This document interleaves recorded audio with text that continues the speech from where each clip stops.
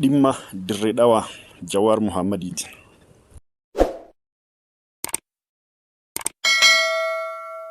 Dhimmi Dirre Dhawaa fanjiiwwan sirni wayyaanee Oromoo fi saboota biroo jidduutti awwaalee biraa kute keessaa tokko ta'uu yeroo hedduu dubbachaa ture. Akkuma sirni sun kuteen fanjii san fashaleessuuf carratu ture. Akkan biyyatti galeen dirreen jeequmsa keessa waan turteef dhimmoottan adda dureen irratti hojjedhe keessaa tokko ture. Marii aalimootaa fi ustaazota waliin taasisirraayis hubannoo hedduu argachuu danda'een ture.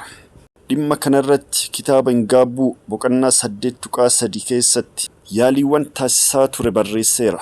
Dubbii Dirre Dhawaas ta'ee kanneen birootiif furmaata waaraa laachuuf fedhii hawaasa gama lamaatiin ture kan danqaatti uume jaruma keenya. Dhugaa dubbachuuf hooggansi gama Sumaalee dubbii Dirre Dhawaas ta'ee kan Muuyalee mariin furuudhaaf hayyamamoo fi qophii turan. Dhimma silaa gaafa miirri hawaasaa furmaataaf qophii ture san danqaatti ta'an amma maaf ajandaa godhan. Murni aangoorra jiru kun fanjii wayyaaniin awwaaltisan achuma tursiisanii gaafa barbaachisaa ta'e fayyadamuuf kaayatan. Dhimma seenaa Dirre Dhawaa amma dubbii taateen durattis dubbii qoqqotaa turan. Fakkeenyaaf gaafilee Oromoo marii biyyoolessaaf dhiyaate jedhame keessatti fanjiileen wayyaaniin awwaalte kan akka Muuyalee, Hararii fi kan kana fakkaatan hedduu balballoomsuu yaalanii turan. Uummatatu jalaa qabuu dide malee.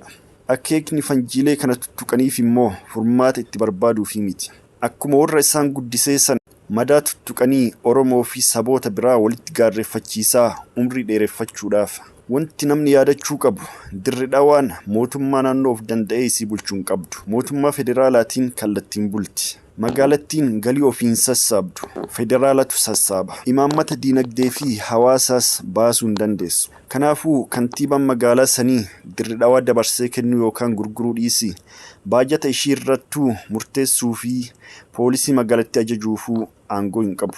Dirre Dhawaa gurguruuf aangoo kan qabu mootummaa federaalaati. Kanaafuu dubbii Dirre Dhawaaf adda durummaan kan gaafatamuu qabu Abiyyi Ahimad malee Shimallis Abdiisaas Kadir Jawaaris ta'e Mustafaa Mohammed'n miti. Duulli kantiibicharra godhamu akeekni isaa takkaa'uu dubbii karaa maksuuf yookaan ammoo qaama wal morkii murna keessoo isaanii ta'uu mala. Namni dubbii seenaa tan adda durummaan tuttuqee kaase ammoo ifatti hoogganaa siyaasaa fakkaatus qondaala damee basaasaa buleessa kan bara wayyaanis uummata Dirre Dhawaa walitti buusaa turedha. Dameen basaasaa ammoo kantiibaa yookaan bulchiinsa naannoo osoo hin taane muummicha ministeeraatiin ajajama. Gorsi an uummata keenya gama lachiitiifuu qabu dhimmi Dirre Dhawaas ta'e kan biroos haala amma jiruun furmaata waaraa argachuu kan hin dandeenye ta'uu isaati. Murni aangoorra jiru akkuma wayyaaniin leenjiftetti saboota walitti buusuuf malee furmaata waaraa fiduu hin feetu. Hawaasa Sumaalee fi Oromoo walitti buusuuf wixxifataa akka jirtu argaa jirra.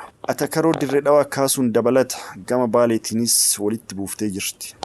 Kanaafuu uummanni keenya murna badii tanaaf meeshaa ta'uun wal miidhuurra ammaaf walii obsuun gaafa tasgabbiin dubbiin furamuu dandeessu eeggachuutu wayya.